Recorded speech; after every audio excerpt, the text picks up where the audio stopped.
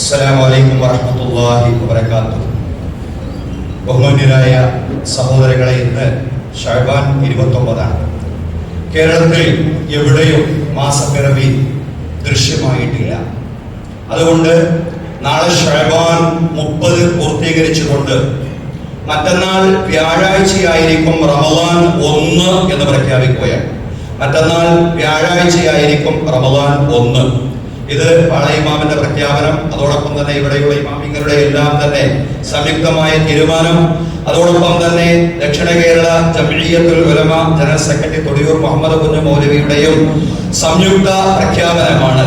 അതായത് നാളെ ശഅബാൻ 30 പൂർത്തീകരിച്ചുകൊണ്ട് മറ്റന്നാൾ വ്യാഴാഴ്ചയായിരിക്കും റമദാൻ 1. അല്ലാഹുമ്മ ബാരിക് ലനാ ഫീ ശഅബാൻ വബല്ലിഗ്നാ റമദാൻ. വആഖിറു ദഅവാനാ അൽഹംദുലില്ലാഹി റബ്ബിൽ ആലമീൻ.